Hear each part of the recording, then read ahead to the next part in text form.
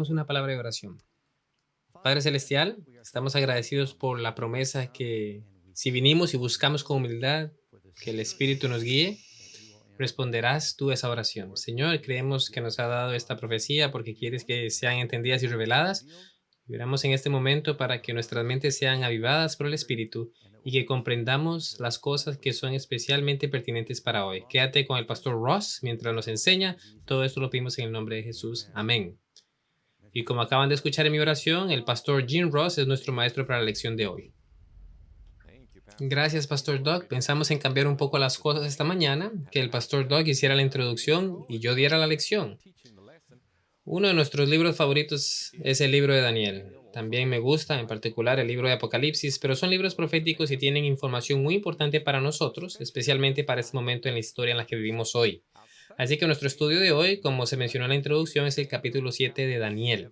Será nuestro pasaje clave de estudio y se titula Del mar tempestuoso a las nubes del cielo. Y tenemos un versículo de memoria, probablemente lo vean allí en sus lecciones trimestrales, si es que la tienen, es Daniel capítulo 7, versículo 27. Y siguiendo nuestra tradición, vamos a tratar de leerlo todos juntos. Daniel capítulo 7, mirando en el versículo 27, dice, entonces el reino y el dominio y la grandeza de los reinos debajo de todo el cielo serán entregados al pueblo, a los santos del Altísimo. Su reino es un reino eterno y todo dominio le servirá y obedecerá. Entonces, nuestro texto de memoria nos llega cerca del final de nuestro estudio hoy en el capítulo 7. Está cerca del final, es el versículo 27. Hay un total de 28 versículos que encontramos en el capítulo 7 de Daniel.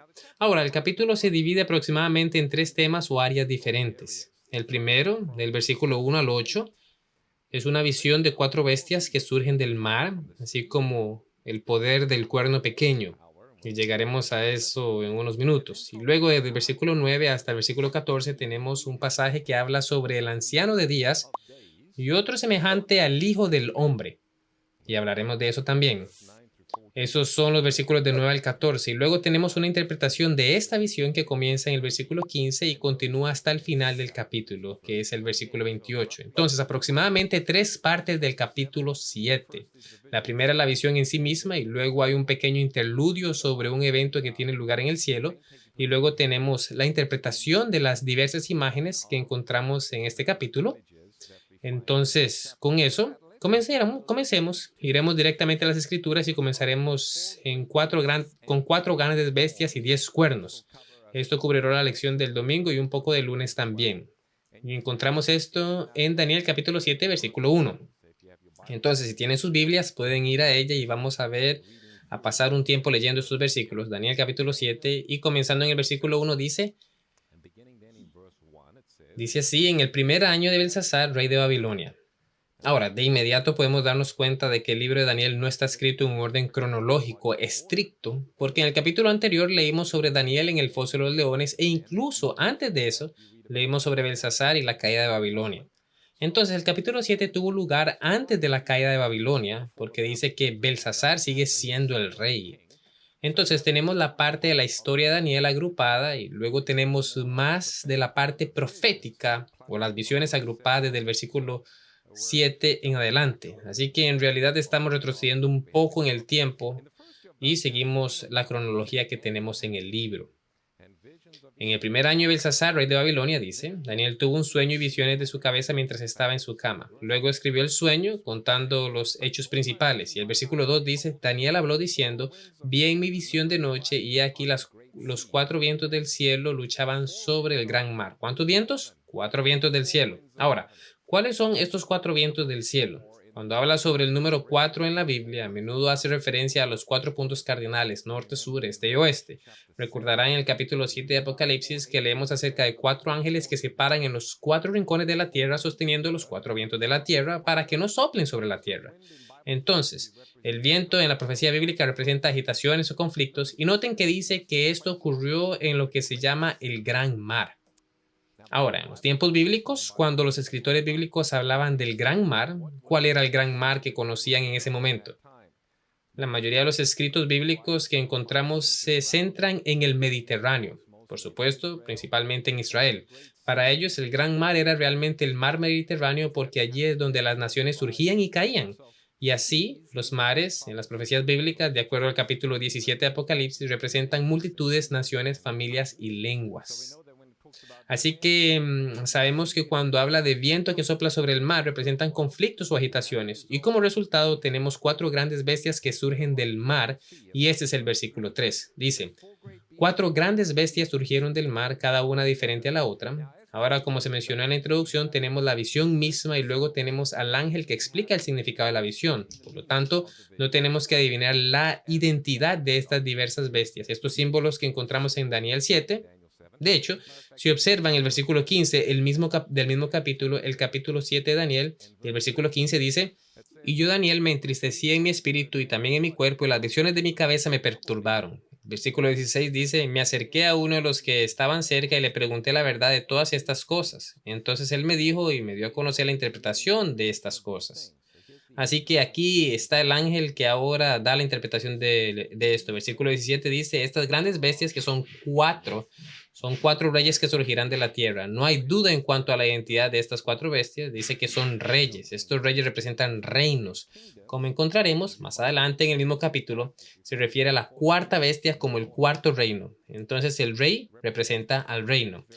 Estas diversas criaturas o bestias representan reinos. Ahora, por supuesto, eso no debería ser una idea extraña para nosotros hoy en día, porque incluso en nuestra sociedad moderna todavía usamos varios animales para representar varios reinos o naciones.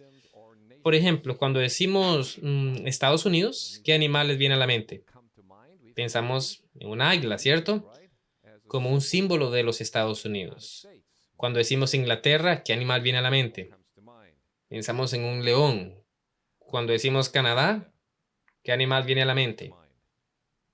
Pensamos en la hoja de arce, ¿no? Pero en realidad tienen un animal que representa a Canadá. No sabían esto, ¿no? Aparentemente es el castor. Entonces, cuando pensamos en Canadá, tenemos que pensar en el castor, ¿de acuerdo? Y así, diferentes países tienen diferentes animales que lo representan como nación. Así que tenemos estas cuatro criaturas vivientes o estas bestias, se podría decir, animales que surgen del mar y son bastante diferentes entre sí. Versículo 4, estamos viendo la versión. En el versículo 4 del capítulo 7 identifica el primero y dice, el primero fue como un león. Ahora, no era simplemente un león normal, dice que tenía alas de águila. ¿Qué representan las alas en la profecía bíblica? Representan velocidad. Descubrimos que la primera bestia, el león, tiene alas de águila. Pero un poco más adelante, en el mismo capítulo, habla de otra bestia que tiene 4 alas. Entonces, si uno cree que el león fue rápido, bueno, el leopardo es aún más rápido con 4 alas y veremos la importancia de eso. El versículo 4 dice, el primero era como un león y tenía alas de águila, y observé hasta que las alas fueron arrancadas y fue levantado de la tierra, puesto en pie como un hombre y le fue dado el corazón de un hombre. Ahora, ¿a quién representa esta primera bestia? Representa el reino de Babilonia. Es interesante notar que incluso en las excavaciones arqueológicas de la antigua Babilonia, una de las imágenes que estaban allí hechas en los azulejos de las paredes de la antigua ciudad, era un león con alas.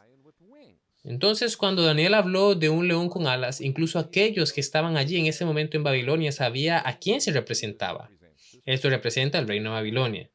Entonces, el león con alas representaba el reino de Babilonia. Pero algo pasa. El versículo 5 dice, y de repente otra bestia, una segunda como un oso, levantada por un lado y tenía 3 costillas en su boca entre sus dientes, y dijo, levántate, devora mucha carne. Entonces, ¿qué reino conquistó Babilonia? Bueno, sabemos por nuestro estudio en Daniel capítulo 5 que el reino que conquistó Babilonia fue Medo-Persia. Ahora, probablemente sea bueno mencionar esto aquí. Hay un patrón que encontramos en Daniel. También lo encontramos en el libro de Apocalipsis, donde se presenta una serie particular de eventos o temas en un capítulo y luego, a medida que leemos más, encontramos el mismo material presentado bajo diferentes imágenes o diferentes símbolos, los cuales son ampliados. Se añaden detalles adicionales, quiero decir. Entonces, en el libro de Daniel encontramos Daniel 2, donde tenemos la imagen de oro, plata y así sucesivamente. Luego encontramos esos mismos reinos representados en Daniel 7, pero se da información adicional. Luego encontramos los mismos símbolos, o en realidad los mismos reinos bajo diferentes símbolos en el capítulo 8 de Daniel con información adicional dada. Entonces es repetir y ampliar, repetir y ampliar. Y ese es el patrón que vemos tanto en Daniel como en el libro de Apocalipsis. Por supuesto, los dos libros van juntos, ¿no? Entonces, si tomamos el libro o si miramos más bien el capítulo 2 de Daniel y lo comparamos con el capítulo 7 de Daniel, podemos ver el paralelo que está teniendo lugar aquí. Entonces, podemos ver el capítulo 2 de Daniel y luego ver los diversos reinos representados aquí en Daniel 7. De modo que la cabeza de oro en Daniel 2 representa a Babilonia, simbolizada aquí por el león que tiene dos alas. El próximo reino representado es Medo-Persia. En Daniel 2 está representado por el pecho y los brazos de plata. Aquí está representado por un oso levantado por un lado. Ahora, se estarán preguntando, ¿por qué es que el oso está levantado por un lado? En Daniel 2, la estatua tiene ¿cuántos brazos? Dos brazos, ¿verdad?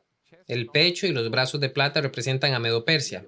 Medo-Persia estaba compuesto por dos poderes que trabajaban juntos, los medos y los persas. Es interesante notar que los medos surgieron primero, pero los persas llegaron a dominar. Entonces, tal vez pensamos que el brazo derecho, que generalmente es más fuerte si eres diestro, el brazo derecho podría representar a los persas.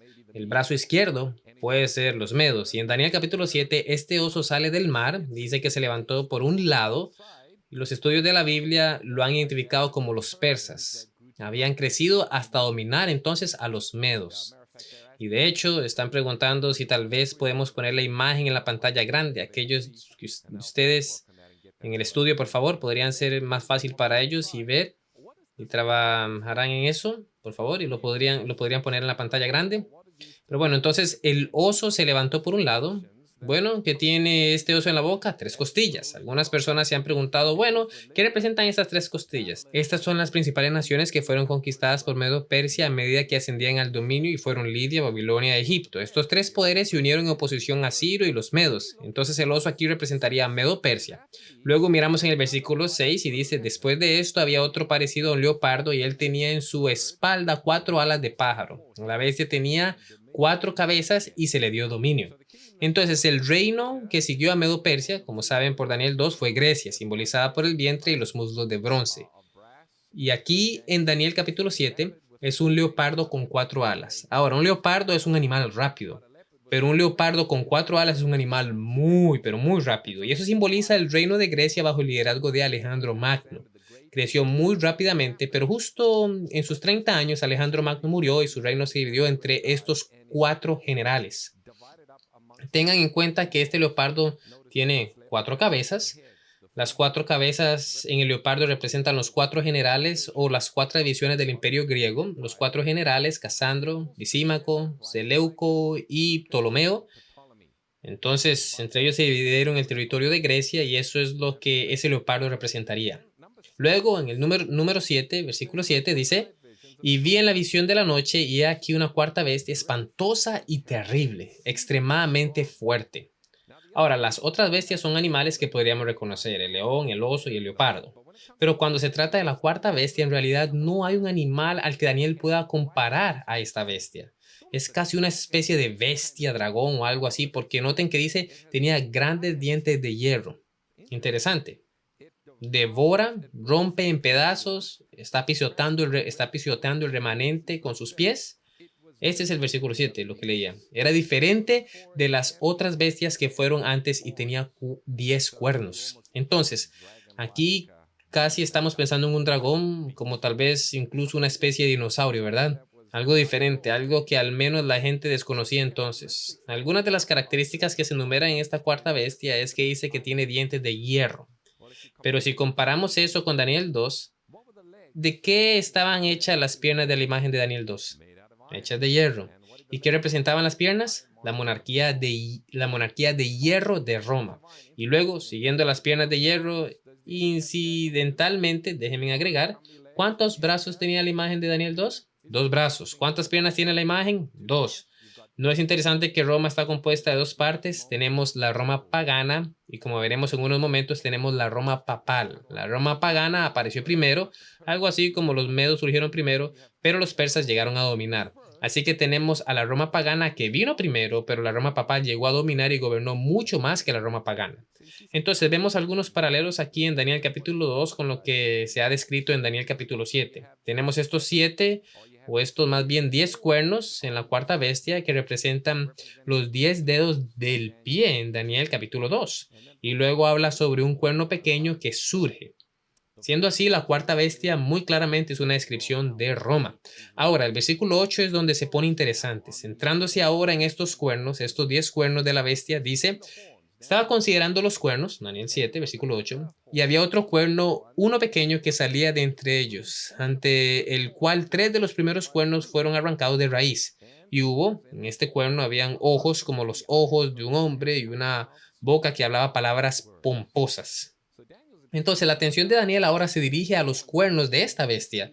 Él ve 10 cuernos, pero mientras mira, de repente ve que 3 de los cuernos son empujados hacia arriba y arrancados de raíz. Y otro cuerno pequeño parece crecer. Y mientras mira este cuerno, él dice: este es un tipo diferente de cuerno. Hay ojos como los ojos de un hombre en el cuerno. Y este cuerno habla palabras pomposas. Ahora, podemos imaginar que Daniel estaba mirando eso y se preguntaba: ¿qué significa esto? Bueno, creo que Daniel tiene una idea bastante buena de lo que podría significar las bestias, especialmente el león con las alas de águila. Él sabe que es un símbolo de Babilonia y estos otros reinos que vendrían. Pero ¿qué pasa con este poder que es el cuerno pequeño? Fue un misterio para Daniel. Quería saber de qué se trataba este cuerno pequeño. Así que ahora encontramos en el versículo 19 al 20. Daniel estaba particularmente interesado en saber acerca de este cuerno pequeño, y cuando el ángel comienza a dar una explicación del sueño, habla de las bestias que representan 4 reyes que surgirían, pero Daniel en particular quería saber sobre este cuerno pequeño y sobre lo que hizo. Entonces, en el texto del capítulo 7 de Daniel encontramos 10 características que se dan de este poder. Ahora sabemos como estudiantes de la Biblia que este poder es muy significativo en lo que representa a la profecía bíblica. Representa el poder papal o Roma papal. Tenemos la Roma pagana y la Roma papal. Y el cuerno pequeño representa la Roma papal, que jugó un papel muy importante después de Cristo durante la era cristiana. Pero también juega un papel muy importante en los eventos del tiempo del fin. Así que eso nos lleva hasta donde estamos hoy en día, ahora mismo. Entonces, me gustaría tomar solo unos momentos, no vamos a pasar demasiado tiempo en esto, pero queremos ver estas 10 características de identificación que encontramos en Daniel capítulo 7 en cuanto a este cuerno pequeño. Necesitamos asegurarnos de entender quién es este poder y ser capaces de respaldarlo con las escrituras. Entonces encontramos 10 características y me gustaría echarles un vistazo. La primera característica es que este poder surgió de la cuarta bestia. Ahora sabemos quién es la cuarta bestia, ¿verdad? ¿Quién es la cuarta bestia? Representa Roma, Roma pagana. Así que este cuerno pequeño debía salir de la Roma pagana.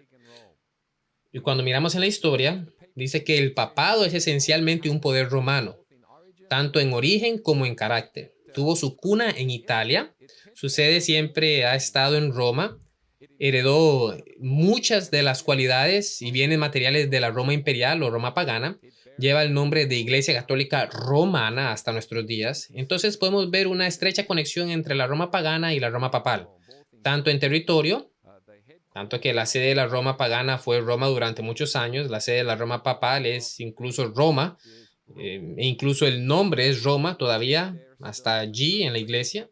Entonces sí, absolutamente el papado surgió de esta cuarta bestia. Dice que surgió o creció entre los 10 cuernos. Así que ahora vamos a ver algunas citas de algunos historiadores de confianza. El primero es un historiador llamado Myers y esta es la historia general para universidades, página 348 en inglés. Mucho antes de la caída de Roma había comenzado a crecer, y observen el lenguaje que usa, crecer dentro del Imperio Romano, un estado eclesiástico que se estaba formando con base en el modelo imperial. Así que está hablando sobre el ascenso del papado y usa la palabra crecer.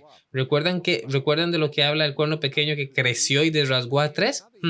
Y luego tenemos otro historiador, James Harvey Robinson, que escribe: además de que los emperadores en Constantinopla, recuerden que trasladaron la sede principal de Roma pagana de Roma a Constantinopla y dejaron al obispo de Roma finalmente a cargo de la Roma occidental y del Imperio Romano de Occidente.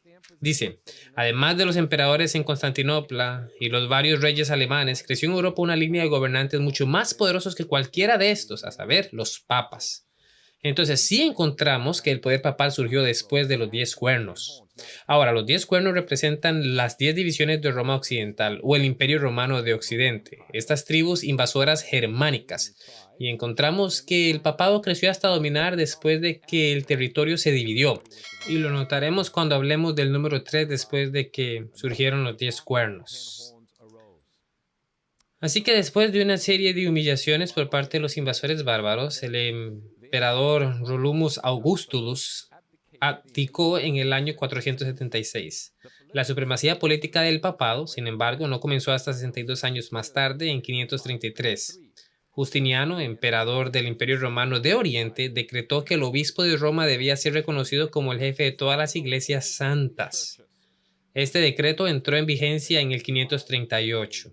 Esa es una fecha muy importante, 538. Así, el papado creció a pleno poder después de los reinos bárbaros que habían dividido el territorio de Roma. Entonces tenemos 10 cuernos y luego el cuerno pequeño que viene y arranca a 3. Así que este poder surgiría después de que el Imperio Romano de Occidente se dividiera entre estos diversos grupos invasores. Punto de identificación número 4 dice que sería diferente de los 4. De hecho, leeré el versículo, es el versículo 24 del capítulo 7, dice: los 10 cuernos son 10 reyes que se levantarán de este reino y otro se levantará después de ellos. Ese sería el papado. Será diferente del primero y someterá a 3 reyes. Entonces el papado, dice, era diferente. Aquí hay una cita nuevamente de Historia General para Universidades. Otra consecuencia de la caída del poder romano en el oeste fue el desarrollo del papado. En ausencia del emperador en el oeste, los papas rápidamente ganaron influencia y poder y pronto construyeron un imperio eclesiástico que en algunos aspectos tomó el lugar del antiguo imperio. Así que la Roma papal ahora está reemplazando a la Roma pagana. Punto número 5.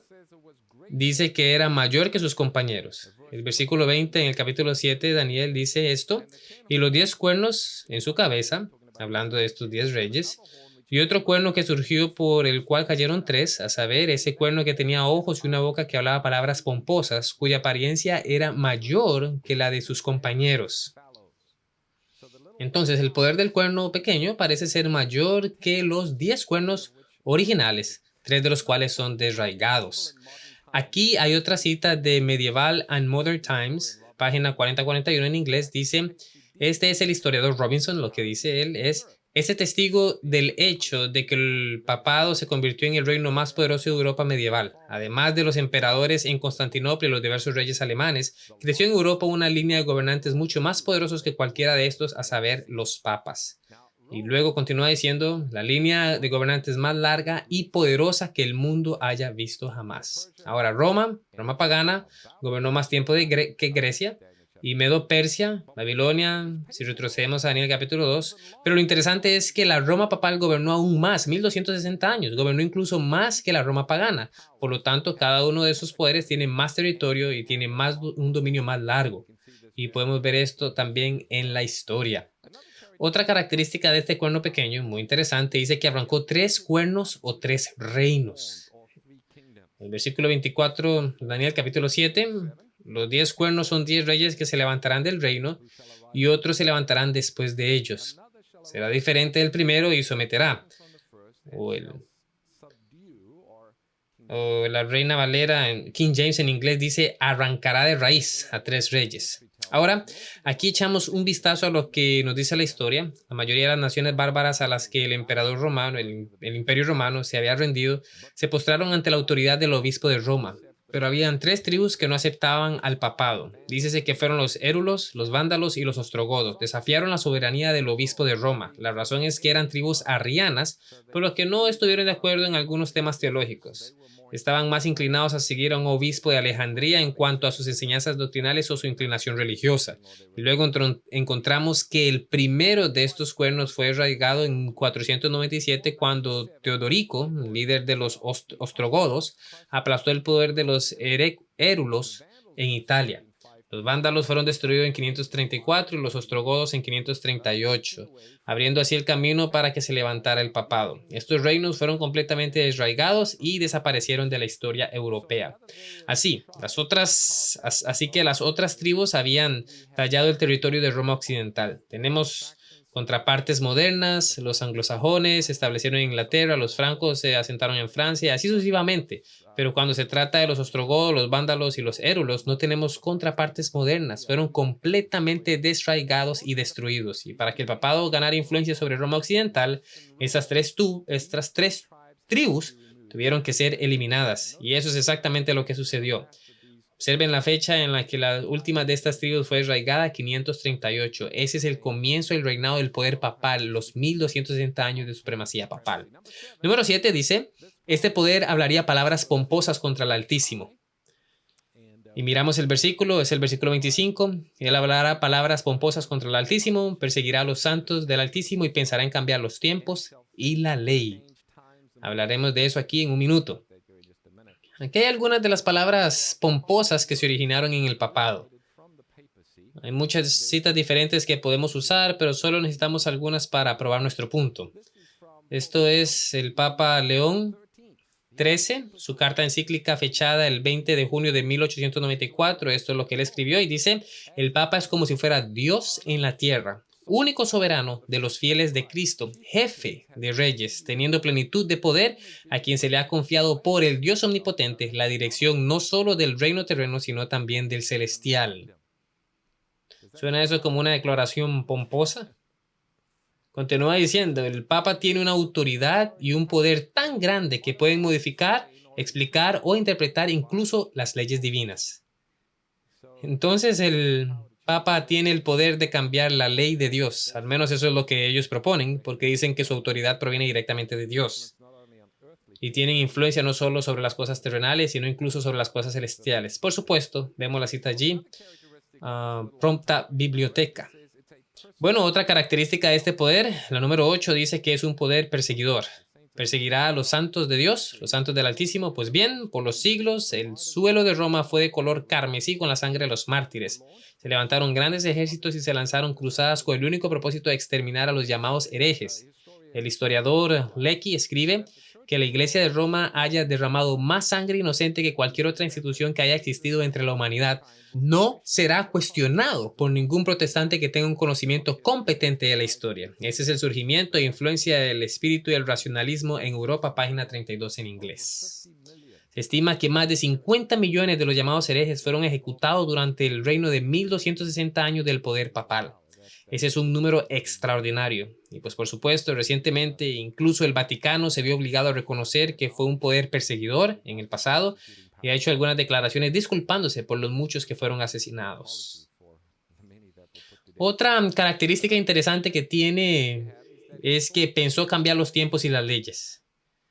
Volviéndose cada vez más arrogante, la Iglesia Papal no dudó en meterse con la ley de Dios, encontrando el segundo mandamiento fuera de armonía con su uso de imágenes en la adoración. ¿Cuál es el segundo mandamiento, por cierto? No debes hacerte ni inclinarte ante ninguna imagen. Ahora, pueden imaginar cómo eso podría ser un problema para la Iglesia Católica Romana, que tiene muchas estatuas e imágenes en su iglesia. Entonces, teniendo problemas con esto, la Iglesia Papal intentó eliminar este precepto sagrado y mencionaré algo sobre eso después.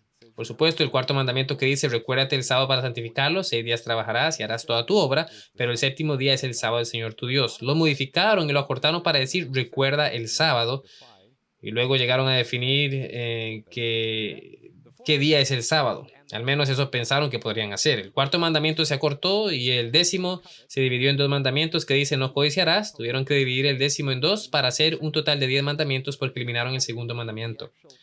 Ahora, si desean leer los mandamientos tal cual los reúne la Iglesia Católica, simplemente pueden leer un catecismo católico. En realidad, les mostraré cómo eliminaron el segundo mandamiento y dividieron el último de los 10 mandamientos y acortaron el cuarto mandamiento que habla sobre el sábado. Está claramente ahí. Pueden leerlo ustedes mismos. Entonces sí, este poder pensó cambiar los tiempos y también la ley. Y luego tenemos nuestra característica final de quién es este cuerno pequeño. Y dice que reinó por un tiempo, tiempos y medio tiempo. Ahora, un tiempo es igual a un año en la Biblia. Los tiempos serían 2 años y la mitad de un tiempo sería medio año.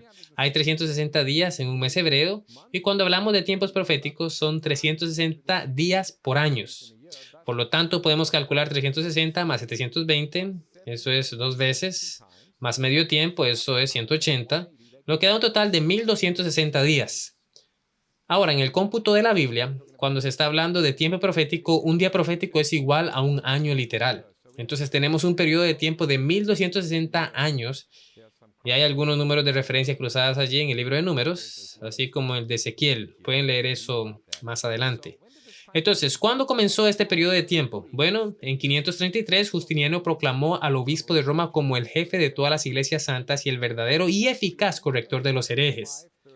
Este decreto entró en vigencia en 538 después de Cristo, cuando Belisario, el general de Justiniano, dio el golpe mortal a los ostrogodos, el último de los tres grandes poderes arrianos. En el mismo año 538, Justiniano publicó edictos que obligaban a todos los no católicos a unirse a la iglesia en 90 días o abandonar el imperio, y él confiscó sus bienes.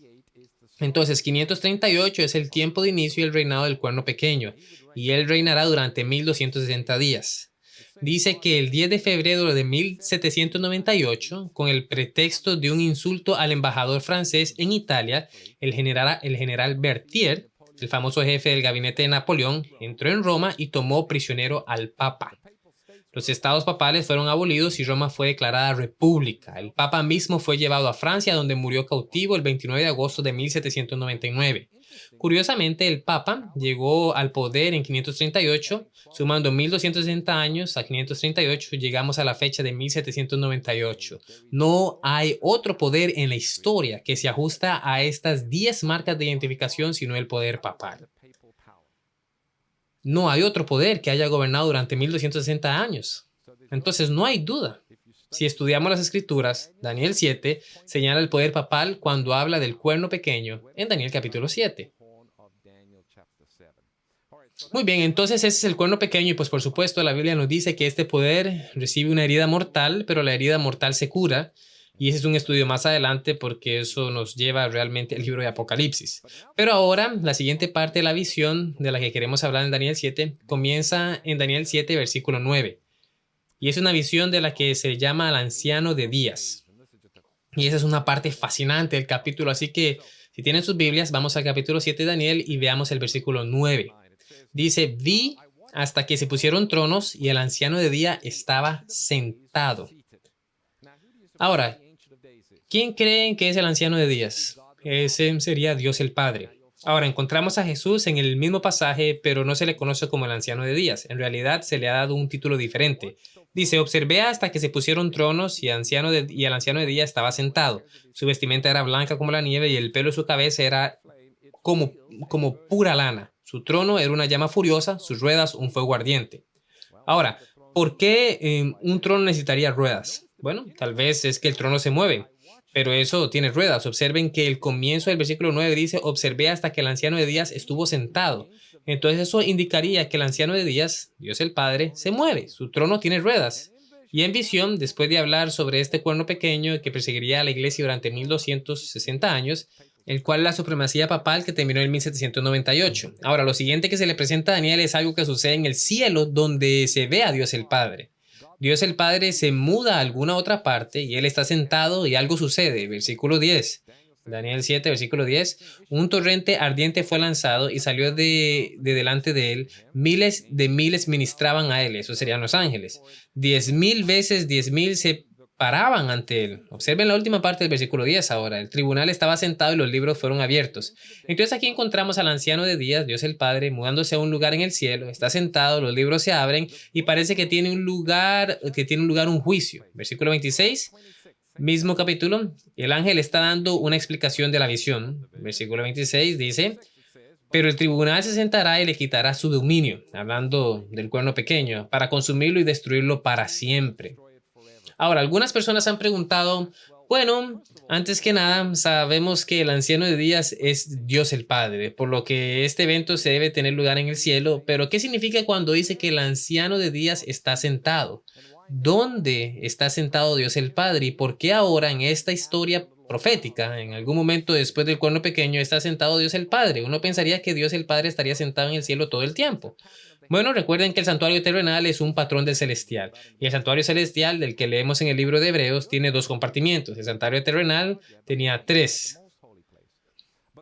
Estaba el atrio, y el lugar santo y el lugar santísimo. Pero el atrio representa la tierra y las cosas que ocurren en el atrio representan el trabajo que Jesús había hecho por nosotros en la tierra. En el cielo están el lugar santo y el lugar santísimo. Ahora, en el santuario celestial tenemos los dos compartimentos, el santo y el santísimo. El sumo sacerdote entraba en el lugar santísimo un día del año para dar una obra de juicio llamada el día de la expiación. Era una obra de limpieza, una obra de juicio, limpieza de los pecados del santuario. Esa era una sombra y un tipo de algo de lo que iba a suceder en el cielo. Entonces aquí en Daniel capítulo 7 se describe a Dios el Padre sentado en el lugar santísimo. Ahora, si miramos el santuario terrenal, nos damos cuenta de que hay 3 muebles en el primer compartimiento y un artículo en el lugar santísimo. Los 3 muebles en el primer compartimiento son la mesa del pan de la presencia. Al frente de eso está el candelabro de 7 brazos.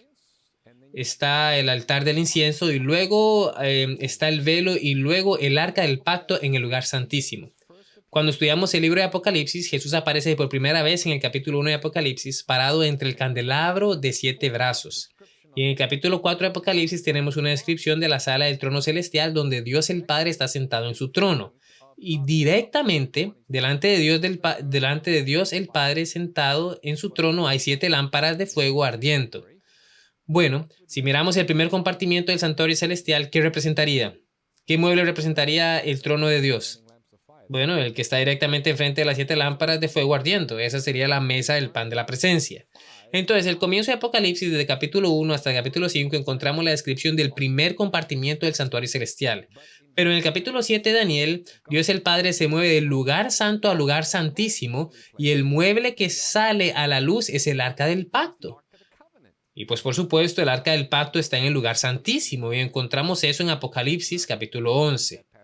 De hecho, incluso leeremos este pasaje aquí en algunos momentos. Entonces aquí Dios el Padre está sentado en un juicio que está por suceder y noten la secuencia. Eso sucede después de que el poder del cuerno pequeño haya terminado su reinado, que terminó en 1798. Entonces lo que describe aquí debe tener lugar en algún momento después de 1798. No sabemos la fecha exacta de este juicio en el cielo hasta Daniel capítulo 8 y veremos eso la próxima semana. Es una profecía fascinante. Pero muy bien, sigamos ahora aquí. ¿Qué se trae a la vista a continuación? Si miramos en el versículo 13, Daniel capítulo 7, todavía se habla sobre este evento que tiene lugar en el cielo. Ahora, se habla de uno como el Hijo del Hombre. Versículo 13 dice, estaba viendo las visiones de la noche, he aquí uno como el Hijo del Hombre. Ahora, ¿quién sería? Jesús. Viniendo con las nubes del cielo. Ajá. Tenemos la segunda venida de Cristo, ¿verdad? Jesús viene con nubes. No. Esta no es la segunda venida de Cristo. Aunque Jesús sí viene con nubes. Fíjense a dónde va. Miremos el versículo 13.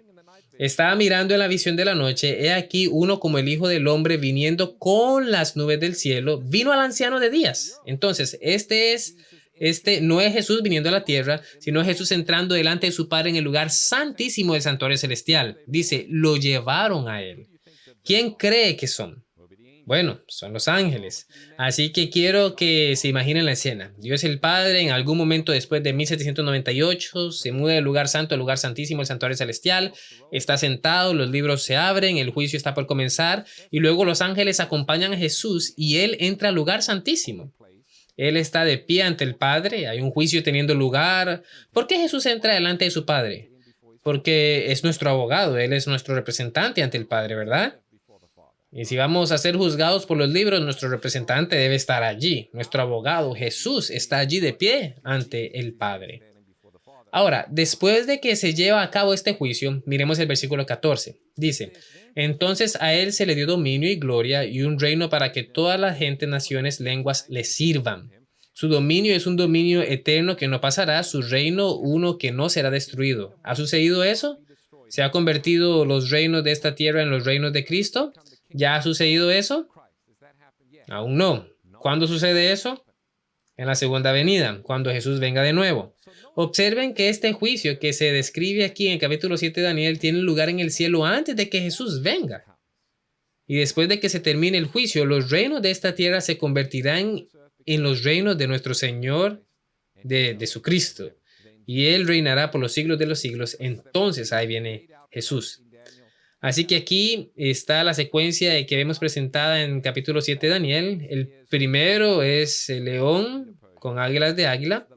Eso es Babilonia. El siguiente es un oso simbolizando a Medo-Persia. El siguiente es el leopardo con 4 alas y 4 cabezas que simboliza a Grecia. Luego tenemos una bestia como en forma de dragón que representa a Roma pagana. Entonces tenemos el cuerno pequeño que se rige durante 1260 años que representa al papado y nos lleva hasta 1798. Y luego después de 1798 hay un juicio descrito en el cielo y después de que se termina el juicio Jesús viene como Rey de Reyes y Señor de Señores. Ahora, todavía no se ha dicho cuándo comienza este juicio en el cielo. Sabemos que es después de 1798, pero no tenemos una fecha específica. La próxima semana recibiremos la respuesta en el capítulo 8 de Daniel. Pero estamos viviendo hoy en el periodo de juicio y pronto la obra estará terminada en el cielo y luego Jesús dirá, el que es santo sea santo todavía, el que es inmundo que sea inmundo todavía. El juicio termina, se cierra el tiempo de gracia y Jesús regresa como Rey de Reyes y Señor de Señores. Entonces, el gran panorama de la historia desde el tiempo de Babilonia hasta el juicio y la segunda venida se nos revela en Daniel capítulo 7. The second coming is revealed to us in Daniel chapter 7. No es de extrañar que sea un pasaje tan importante de la Escritura. El periodo de tiempo para el juicio se da en el capítulo 8 de Daniel. Ahora, solo para juntar todo esto, recuerden que hablamos acerca de Dios el Padre yendo al lugar santo y al lugar santísimo en el santuario celestial.